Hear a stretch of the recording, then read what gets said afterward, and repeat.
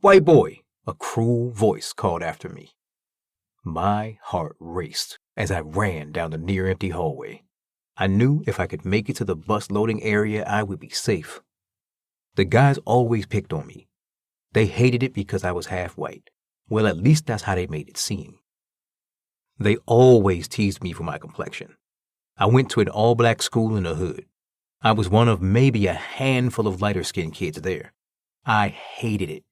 Why couldn't I just be darker? You think you better than us, don't you, Cracker? A big black kid asked. As he stepped in front of me, I was only a few feet away from the door that led to the buses and safety. I didn't make it. I was seconds away from not being beaten by these black kids. If only I had left class early. No, I don't. I'm black too, I replied. Really? The black kid replied. The other black kids that were chasing me had caught up to me. Y'all hear that? He said he is black too, the black kid in front of me mocked. The others laughed, as if me saying this was some joke. My father was black. Yeah, I was several shades lighter. But I was still black, wasn't I? Can I just go home? I asked timidly. Yassa massa, we good niggas will let you go home, one of the black kids mocked. I flinched. I knew what was coming next. I closed my eyes and waited for the hits to come. But strangely, the blows didn't come. I opened one eye to see the black boys laughing at me. We are not going to beat you today, white boy, one of the black boys said.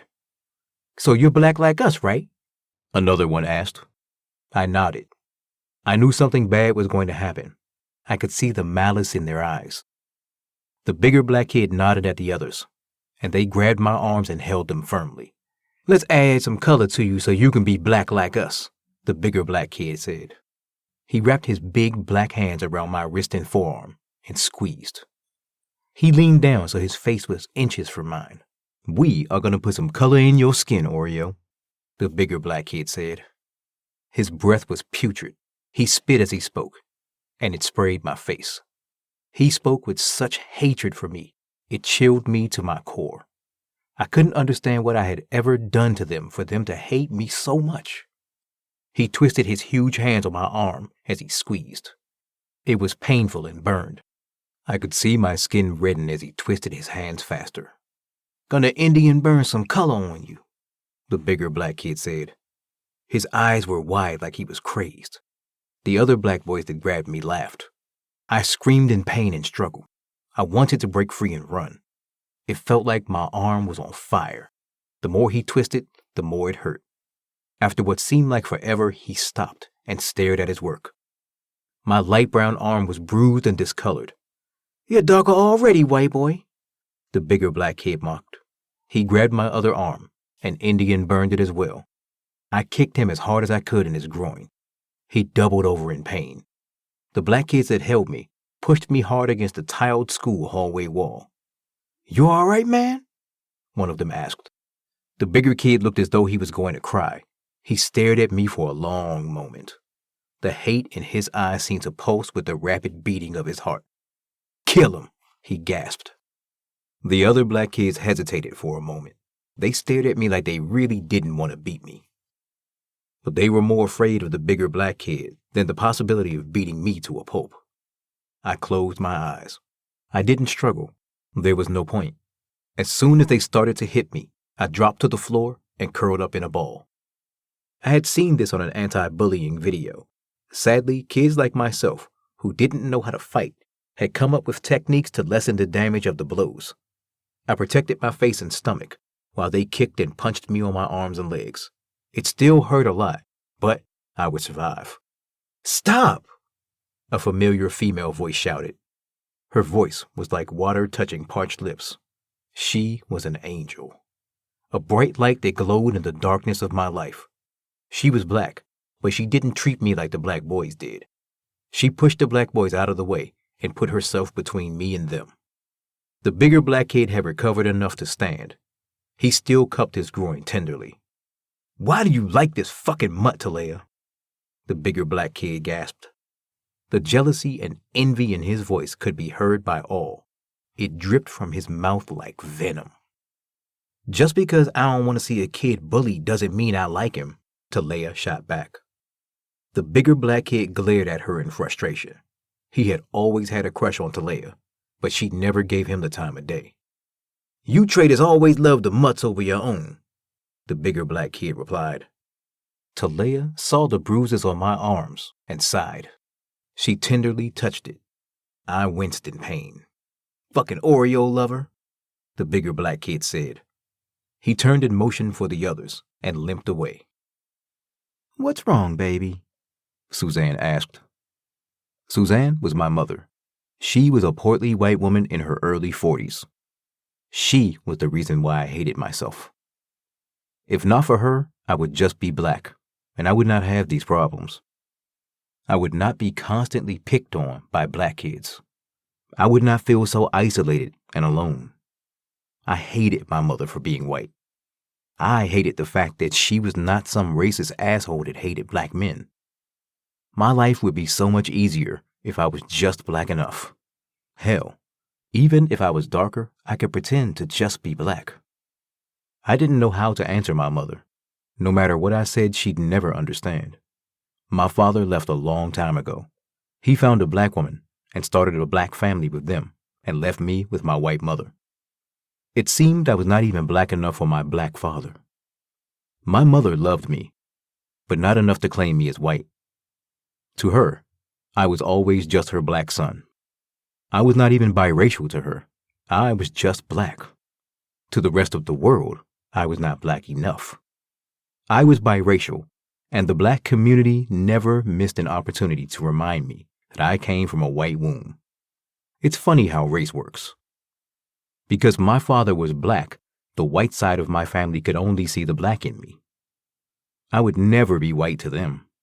The black community only saw the white in me. I would never be black to them. I hated feeling so displaced. I looked at my mother and the concern on her face. She would never understand what her lust for black men has done to me, what she has made me. I hate being biracial, I said. My voice was cracked with anger and pain. Oh, baby, my mother said. She wrapped her white arms around me and kissed me gently on my forehead. I could not help but cry. Something about the arms of your mother that takes all your pain away. I hated my mother, but I loved her as well.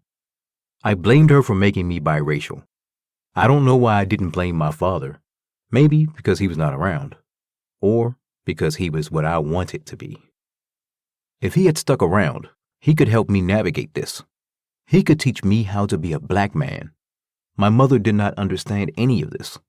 If she did, she could not speak on it without fear of being called a racist. She was not part of the black community and didn't understand the intense self-hate and loathing that infested the black community. Nor could she fathom black-on-black racism. She could not begin to understand how black people could be racist and oppressive to black people they deemed were not black enough. In the eyes of my white family, the one-drop rule was still in effect. In essence, I was just another nigger to them. They had to tolerate me because I was their family. My arms hurt badly where the black kid had Indian burned me. I winced as I pulled away from my mother. Thankfully, she did not notice. I watched her as she got up and left my room. I know she wanted to help me, but she was just as lost as I was when it came to things of race. Thinking about it, I don't feel like my father could understand any better than my mother. He was not biracial either. He was lost in being black, and I was alone. I sighed deeply and took out a magazine from beneath my pillow. I think I've found an answer. I stared at the nicely bronzed white people on the cover. They were tan. They owned a tanning store. If those tanning machines could give white people my skin tone, I had no doubt they could give me a normal black skin color.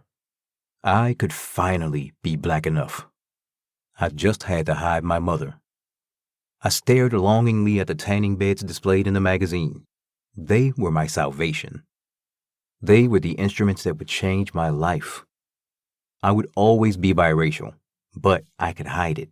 I would not stick out like a sore thumb. My mother thought I was going to a friend's house, but in reality, I was going to break into this tanning salon and fix the error of my parents. I was going to take my life into my own hands and become the person I always felt I was. I wanted to be black so badly, to be accepted. Maybe if I was blacker, my father would come back. Maybe he would love me and want to spend time with me. I can't explain how bad it hurt to see him interact with his full black kids. He truly loved them, while I, his half-white son, was discarded. I was replaced by a better non-mixed version. I was an old defective model. My half-siblings were the kids he wanted. I had to do this. I stood and took a deep breath. I put on a hoodie my father gave me years ago. It did not fit, but it still made me feel good to wear it. It was one of the few things he had given me. I walked out of my room and down the stairs. My mother was in the kitchen. She loved to sing as she cooked. I always thought she had an amazing voice. She smiled at me as I walked to the garage door. She knew I normally rode my bike around this time. I was always back in time for dinner. My stomach growled as I smelt it. "Baby, I'm making something special for you tonight," my mother said. She ran over and gave me a big hug. I melted in her soft arms. She kissed me gently on my curly head.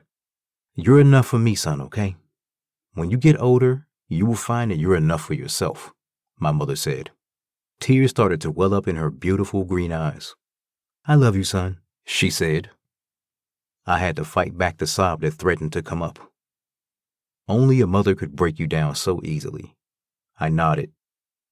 I would be enough for me soon. I hoped my mother understood. I hoped she accepted the new darker me. She loved my dark-skinned father very deeply. When she thought I was asleep, I could hear her crying for him. I don't remember why he left, but the fact remains he left us behind. My mother tried to be strong for me, but I knew her heart was broken. Even after all these years, if my father suddenly appeared at the door, she would accept him back. I pushed away from her and smiled at her. She smiled back and went back to the kitchen and continued to sing her song. She didn't know that I knew that was my father's favorite song. "I'll be back, and I'll actually be black," I said to myself. As I walked into my garage and hit the button that lifts the large garage door, I sat on my bike and took a deep breath. There was no going back. I had to come back blacker. This was my last big effort to be black enough. I know I could not continue to live like this. Suicide was never far from my mind. I thought about it often. Our parents may love us, but they don't understand the struggle they birth us into. Maybe if the world was different, maybe if racism was not a thing, being biracial would not sting so much. But to be born of the two races that seemed constantly at war with each other made it impossible for me to exist in peace. My mind seemed to be in a constant battle. The master in me wanted to overpower the slave. The slave just wanted to be free. I felt more like the slave. I wanted to be free of the white in me. I rode my bike in silence. Even my normally active mind was abnormally still. It was almost like my entire body was warning me against this. It was a silent protest against the actions I was about to take. Or maybe they were mourning the old me. I knew I would walk away from this a different boy.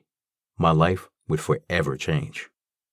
My heart started to race as I saw the tanning salon off in the distance. This salon closed at 4, and it was already past 6. I didn't see any cars in the parking lot. I had watched this salon for days. I knew it had a back door that was in the alley next to the trash cans. I had spent weeks loosening the hinges so I could easily detach the door enough to open it and slide in. I didn't want to take the entire door off the hinges, just pry it open enough so I could squeeze in. I was tall and skinny.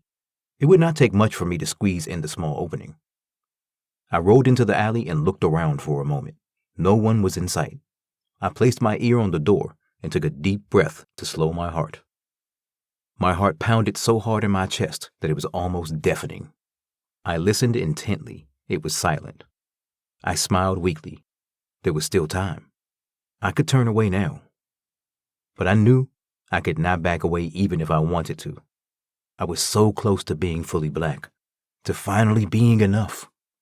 I dreamed of this tanning machine burning away the white blood in me. I knew it didn't work that way, but at least I could fake it. I grabbed the bottom of the metal door. There was a small space there. Of course, it was too small for anything to creep through. But it was enough for me to slide my hand under. I pulled and strained for several long moments until I felt the door budge. The hinges on the bottom of the door came loose. I was able to pull the door up enough from the bottom for me to slide in on my back. The smell of this place hit me immediately. It smelled of lotions. It had a faint vanilla smell to the room. I knew where the tanning beds were. I came to this place often and discussed tanning with the employees there. They all knew me well. I watched videos online on how to work the tanning beds. I went over to one of them and smiled. I touched the smooth surface. It looked futuristic to me, like something you would find in a spaceship. Oddly enough, it reminded me of a big silver hot dog bun with blue lights that glowed in its middle. Normally, tanners would put on a thin layer of suntan lotion to keep them from burning, but I wanted to burn. I wanted the burn to last. I was not sure how many times I could come here and do this without getting caught. I was too young legally to tan, so I had to sneak. I located the on button on the side of the tanning bed. I turned it on too high. My body trembled as I stood before the machine. I was going to do this. This blessed machine was my salvation. It was the end of my torment. I stripped naked and lay on the tanning bed. I felt like I was laying on some alien contraption. I could feel the warmth of the blue light that emanated from it. I reached my hand up slowly and pulled down the lid. It fell fast and latched. I didn't expect the lid to be so heavy. I had set the timer for 30 minutes. It would unlatch when the time was up. It started to heat up in the tanning bed quickly. Was it supposed to get this hot? It was bearable for now. If this minor discomfort was what I had to endure to burn away this pale biracial flesh, then it was worth it. A few minutes in and it got hotter. My vision was blurry and it was hard to breathe. It was very uncomfortable now. I could feel my flesh burning. The pain came on suddenly. I screamed. I knew I was in here alone. I had made sure of it. There was no one here to help me. I was going to die in a tanning bed. It got hotter and the pain more intense. I tried to push the lid, but screamed as my hands burned. My flesh was melting off my body. I don't know why I thought of my mother, but I did. I missed her singing. I wished I was home eating her delicious food. But here I was, burning to death. I felt tears roll down my burnt cheeks. "I'm sorry, Mama," I gasped. The pain was so intense. I could smell my flesh burning. I heard something as I began to lose consciousness. There was shouting in the store. Someone was here. Did I set off the alarm? If so, I never heard it. Maybe it was a silent one like in the movies. I wanted to scream again, but I couldn't. All I knew was pain and the warm blanket of blackness that came over me. I awoke to the steady beat of a heart monitor. My eyes fluttered open, and my entire body felt like it was on fire. I remembered what had happened. I was burning alive in the tanning bed. Was this death? Was I in hell? I didn't think I was a bad kid, but even if I was not dead, I was in a living hell. I always have been in one. Being stuck in a skin you hate, wishing you were someone else. I wanted to scream, but all that escaped my lungs was a painful, hollow wheeze. The heart monitor sounded like a loud alarm. It made my head throb even more. I wanted to cradle my throbbing head in my hands, but I could not. My arms wouldn't move. I could feel that they were there, but they felt like they weighed 1,000 pounds. My entire body felt that way. I tried to move my head and looked to see if my hands were there. A wave of terror and pain shot through me. I couldn't move my head. "Mom!" I tried to speak. I could hear my voice in my head, but I don't think I was able to make a physical sound. People rushed into my room. I could hear them talking, but they seemed far away. I could feel my heart pounding in my chest. I felt like it was going to explode. My chest heaved. "He is awake!" I heard the familiar voice of my mother shout. The fear and anxiety in her voice was very apparent. "What's wrong, Mom?" I tried to say. My lips moved, but no sound escaped me. I could hardly breathe. I wanted to see my mother's face. I knew something was wrong with me. I just didn't understand what yet. I never truly appreciated my mother until I was here, and I needed her. I felt bad for that. I wanted to cry. Maybe I did. I just couldn't see or feel it. I was me, Oreo boy, the half-white kid who seemed imprisoned in my own body. I couldn't move. This shell that held me seemed in pain and distressed. I was like an inmate looking through the bars of his prison. My bars were my eyes. Like the inmate, I could see everything outside, but could do nothing. "He's going into shock," I heard a woman shout. "My baby!" My mother screamed. "Mama!" I tried to call out to her. My body felt warm, and I felt that familiar darkness creeping up on me. I regretted every moment that I hated my mother for being white. I just wanted to be wrapped in her loving arms. I never wanted to admit it, but her arms were the only place I felt loved and accepted. As soon as I left them, I was back to not being black enough, to being Oreo boy. I didn't fit in anywhere. Like a fool, I blamed the only person who loved me for my pain. I think my soul was weeping. I knew my body couldn't. I have never wept like this before. My entire being rocked with the force of my pain. "Now you show up, Jacob," my mother said. I could hear the anger and blame in her voice. Jacob was my father's name.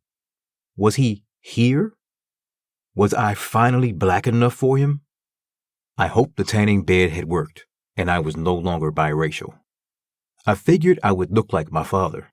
My mother always told me I was a light-skinned version of him. "Don't act like I don't love my boy. You made it damn near impossible for me to see him," Jacob replied. I wondered what my father was talking about. My mother always said she wished I had a better relationship with my father. "I can't teach him how to be a black man, Jacob. He did this because he wanted to be more like you," my mother said. Her voice dripped with pain and regret. I wish I could speak. I hated that I just seemed stuck in my body. I could hear everything and see through what seemed like old blurry lenses, but I could do nothing. I can't help him with that either. He is not black. Well, at least not like me. He came from a white womb. He would never be seen in the same light as me, Jacob replied. So it was true. I was not black enough for my father. I wanted to scream. I wanted to hit my father, but I blacked out again. I would awake for a few moments and hear people talking around me or listen to my mom weep. She was the only one that was there. My father never came back. Even now, after the tanning bed, I was not black enough for him. I came from the womb of a white woman. He would never accept me. Well, fuck him and all black people. I didn't want to be like them anymore. The person who loved me and accepted me unconditionally was white. I was wrong for hating her all these years. I wish I could tell her this. I stayed in the hospital for months. The feeling in my limbs slowly came back. My body had been wrapped in gauze. My entire body was badly burnt. My skin seemed to have melted off my bones. I was a monster. I was not biracial or even black anymore. I was just a disfigured and horribly scarred monster. I could see how bad I looked in my mother's eyes. If it was hard for her to love me like this, I knew I was truly alone. As much as I wanted to blame my mother for this, I knew I couldn't. She was in love with my father and made me out of that love. My father was in love with my mother's white skin. It seemed he hated the skin he was in just as much as I did. Every time he looked at me, he didn't see me. He saw what he could never be. Here I was this entire time looking up to my father and wanting to be as black as him. All he ever wanted was to be as light as me. He hated his skin just as much as I hated mine. Like father, like son, I guess. But here I am now, this burnt monster. The day they took the gauze off me and I saw myself for the first time, I could not breathe or speak. I wanted to scream, but I held it in. I was definitely darker, but it was a nightmare. I looked like something that lurked under kids' beds. I knew then that I could not live like this. I made a subconscious decision to end my life. My mind already knew I would do it. My heart just had not accepted it yet. I needed to die. I could not be this creature. In my struggle to be accepted, I isolated myself further. I blamed the black community for this. I blamed the black kids who burned my skin and beat me because I was not black enough. I hated them for what they have turned me into. It's not right that my life will end, and they get away with what they have done to me. I had a plan. They would all pay, and I would die. I would make my final stand as the monster I am, as the monster they created. They hated me for how I was born. I hated them for what they made me become. They had killed me long ago. I had just refused to die then. I was a walking corpse, trying desperately to bring life into this biracial body that everyone hated. But no longer would I be the living dead. I had to put this corpse that was my body where it belonged. I had to put it in the ground. I likened myself to a quote of Malcolm X's. I saw myself as the hate that hate created. I was a monster created by other monsters. After months in the hospital and physical therapy, I was released. My father never came back. The day I was wheeled to the front door and helped into my mother's car, my father was nowhere to be seen. I guess he had another reason to be ashamed of me. I would never be black enough for him, and now I was a burnt monster. But I have come to peace with my father's hate for me. He would pay too. He would suffer just as I had to suffer. All I ever wanted was his love. If he had accepted me, it would have made the rejection from the rest of the world bearable. He was the only black man that mattered in my life. His opinion weighed more than that of all the black people in the world. He hated me as much as the black kids that bullied me. I cried in the backseat of my mother's car as she drove me home. All I had was her, and even she could not look at me the way she used to. I know she didn't mean it, but she would stare at me, then quickly turn away as if disgusted by my burnt skin. I was a monster even to my mother. Did she still love me? Or did she care for me because she had to? I understood if she didn't love me anymore. I mean, how could she love a monster? A walking corpse. I would spare my mother. I didn't want to hurt her any more than I already have. She was in love with a black man who didn't love her, and was stuck with a biracial child who hated himself. And for most of his life, he hated her for being white. I would miss my mother. I never thought I would. It took me being at the end of my short life to understand that she has been my rock. She was the only anchor I had to sanity. When I needed love and acceptance, she was always there with open arms. But like the rest of the world, she would be better off without me. I stared out the window as we drove home. The world seemed more vivid, like it was more alive. It seemed so bright and colorful. I didn't know if it was the pain medication, or I was on my soul's last attempt to show me how beautiful the world was.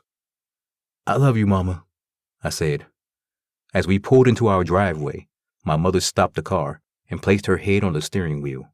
She started to sob. This was going to be hard for her. I can't act like she has not suffered by having me. Her parents were from the deep south of Mississippi. They had called her a nigger lover and disowned her. Her family was wealthy. They cut her off. The man she loved and gave it all up for abandoned her, and now I was a burnt monster. Maybe when I'm gone, her family will take her back. She would not have to work 2 jobs and be so alone. I was a biracial stain on her life. My mom chose love over her family. The man she loved only lusted after her white skin. After he had gotten his fill, he left her, not caring what she had given up for him and me. But I would make this right for her and me. My mother had a gun, that she didn't know I knew about. She kept it in a shoebox in her closet. My father would pay for breaking both of our hearts, and the black kids at school would pay for their colorist hate. My mother took several deep breaths and closed her eyes for a moment. She calmed herself. "I love you too, son," she said. She turned and looked at me. She really looked at me.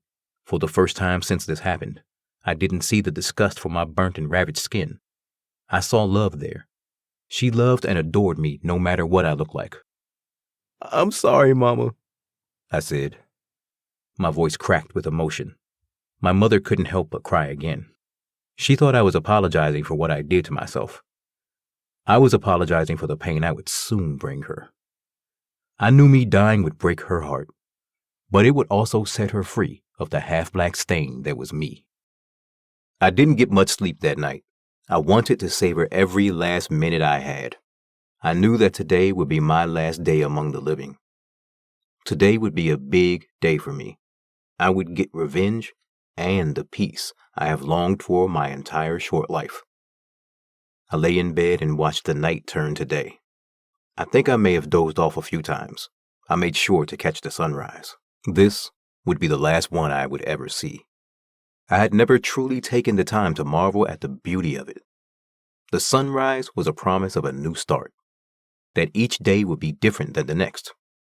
It was a sign from God that the sun will set on the problems of yesterday and rise the next day with the hope of making today better. Sadly, God forgot me in that promise. I was not supposed to be back at school yet. I was still healing. I had a ton of medication to take daily to help stave off infection and lessen the pain. It still hurt to move and breathe, but I could not wait anymore. My mother had left for work. She assumed I would stay in my bed and play my Xbox. I dressed in clothes that hid as much of my body as I could. I didn't want anyone to see how burned I was. I don't know why my heart raced as I found the gun in my mother's shoebox. It was a black Glock. She had several full clips. I stuffed them in all my pockets. I tucked the gun into my waistband and covered it with my hoodie. My father's house was not far away. His house was closer to my school than mine. I stopped and wrote my mother a letter. I would never see her again, and she would never understand. I wanted her to know that this was not about her. I wanted her to know how much I loved her. I hoped she could get over me and find love again. In the letter, I begged her not to get with another black man and create another biracial. She has no idea about the pain and struggle that comes with not being enough. The tears swelled and rolled down my burnt cheeks as I folded the letter and set it on the table. I wrote Mom on it in really big letters. I didn't want her to miss it when she came home. I looked around the kitchen one last time. I was going to miss my mother and little home. It had just been me and her for so long. "Farewell, Mother," I whispered. I stopped and kissed the letter. I could still turn away. I could get back in my bed and play my Xbox. But that would not help the pain in me. That would not change the fact that I'm burnt and biracial. No, I couldn't do this anymore. My father had to pay for what he did to me and my mother. It took all of my strength to walk out of my door. Honestly, that was the hardest part of all of this. I knew once my door closed behind me, there was no going back. The door closed behind me, and I stepped into the chill morning air. School didn't start for a couple of hours still. I timed it so I would have time to walk to my father's house. I knew the exact distance. I can't recount the amount of times I snuck out of my mother's house in the middle of the night and sat on my father's front porch. I would imagine that I lived there, that he loved me, and I was black like him and his other kids. I would sit there for hours. I could never get the courage to knock on the door. I sighed as I thought about how different my life would have been if my father had just loved me. Fuck, I whispered, as hot tears stung my burnt cheeks. I pulled my hoodie tightly over my head. I wanted to hide my face and who I was as best as I could. I started the hour walk to my father's house. I may not have had the strength to knock on his door before, but I knew I would now. The time had passed for him to accept me. I no longer cared for his acceptance. That part of me died in that tanning booth. Knocking on his door was as cold and empty as a freshly dug grave. It had an entirely different meaning to me now. I was there to take him from this world. I wanted him to look me in my burnt face and understand that he played a part in this. It was painful walking this much. My clothes brushed painfully against my still healing flesh, but I pushed forward. This would be the last day I felt that pain. The last day that I was not enough for anyone. By the time I stood in front of my father's house, I was out of breath. I doubled over in pain. I was dizzy. I couldn't tell if it was the massive amount of adrenaline that pumped through my veins, or if I was still too weak from my burns. I sat on the sidewalk and studied his house as I waited for the dizziness and pain to subside. I noticed blood on my clothes. It had seeped out from all over my body. I was still far from healed. My flesh was extremely sensitive. My father had a nice house. It looked like the house that a loving family would live in. He kept the lawn trimmed and neat. I sighed. There was a time that I would have given anything to live here with him. After a few moments, I stood again and slowly walked to his door. I felt for the cold metal of the Glock tucked into my waistband. For some reason, it gave me strength. I was strangely calm as I stood in front of his door. I looked down at the spot I had sat long hours in. I could see myself sitting there, huddled in a blanket. I would stare lost into the sky, wishing I was asleep in his house. I wondered if my father snored. "Damn," I whispered. As new tears rolled down my ravaged face, I painfully wiped them away and knocked hard on my father's door. Nothing happened. To think I was so afraid to just do this before. If I was being honest, I was afraid of him opening the door and telling me to go home. Did he know how badly I wanted his home to be my home? The thought of him rejecting me was what I was terrified of. I heard grumbling behind the door. I pulled out the Glock and put it in the pockets in front of my hoodie. The door slowly opened, and I saw my father's face looking out from the edge of the door. "What are you doing here?" my father asked. The look of surprise on his face when he first noticed me standing there was almost amusing. There was no love or concern in his voice for his burnt son, who stood before him in blood-stained clothes. He wanted to shoo me away like I was some unwanted pest. "I wanted to tell you goodbye, Father," I replied. My father frowned and stepped out in front of his door and closed it behind him. It was a chilly morning, and he was shirtless and in his boxers. He leaned forward until his face was inches from mine. "I thought I told you not to come around here," my father said sternly. I wrapped my burnt arms around him and hugged him. My father tensed, then sighed and hugged me back. I started to sob on my father's shoulder. He patted my back gently. "I always loved you, Daddy," I whispered to him. Before he could respond, I pulled the Glock from my hoodie and put it to his ear. He tensed as he felt the cold steel. For the first time in my life, I saw fear in my father's eyes. I wonder what he was thinking then. Did he regret not loving me? I would never know. I guess that's best. The answer to those questions would probably break my heart. I pulled the trigger. It all seemed to unfold in slow motion for me. I didn't even feel like myself. I felt like I was watching from a distance as the gunshot pierced the silence of the morning. I watched as my father's eyes went wide as the bullet went through his head and exploded out the other side. I heard screams from inside his house. I knew I should start running to the school, but I had to watch the light fade from his eyes. He locked eyes with me as his body started to twitch. I watched as his life's flame was extinguished. It flickered and went out like a candle flame that ran out of wick to burn. A cold chill went up my spine. I had done it. I had killed my father. Before I realized it, I was running as fast as I could towards my school.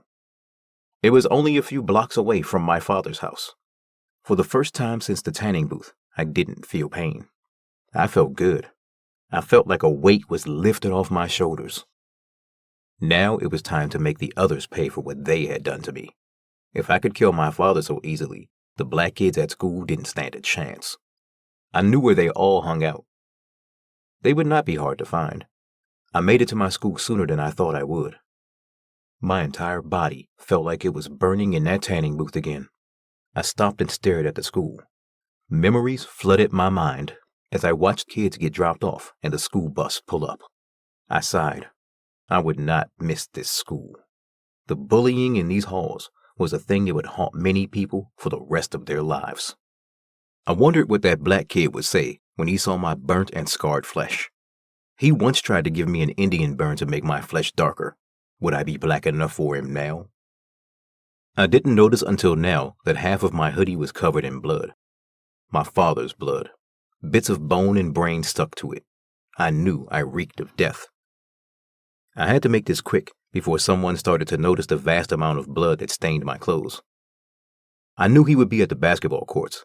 He always came early to play a few games before class. I knew because I once tried to play with them.